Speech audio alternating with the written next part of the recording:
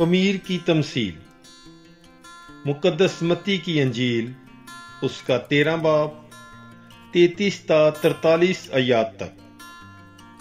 उसने एक और तमसील उन्हें सुनाई कि आसमान की बादशाही उस खमीर की मानद है जिसे किसी औरत ने लेकर 3 सा आटे में मिला दिया, यहां तक कि वो सब खमीर हो गया। ये सब बातें यसू ने हजूम से तमसीलों में कहीं और बिला तमसील उनसे ना बोलता था, ताकि जो नबी की मार्फत कहा गया था वो पूरा हो कि मैं तमसीलों के लिए अपना मुंह खोलूंगा, मैं बनाए आलम के असरार जाहिर करूंगा। तब वो हजूम को छोड़कर घर में गया और उसके शागिर्दों ने उसके पास आकर कहा कि खेत के जवान की तमसील हमें समझा।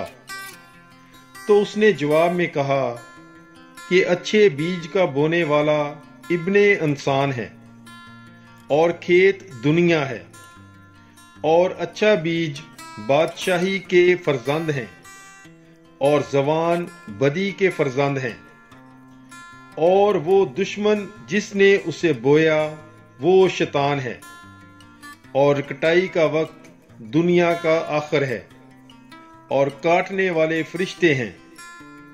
बस जिस तरह जवान जमा किया जाता और आग में जलाया जाता है, ऐसे ही दुनिया के आखिर में होगा।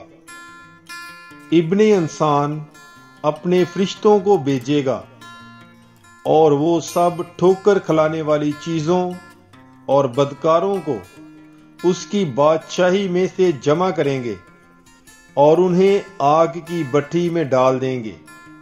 वहां रोना और दांतों का बजना होगा।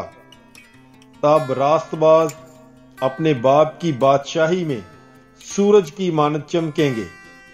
जिसके कान हो वो सुन ले।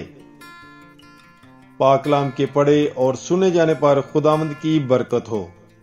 खुदा का शुक्र हो। God bless you.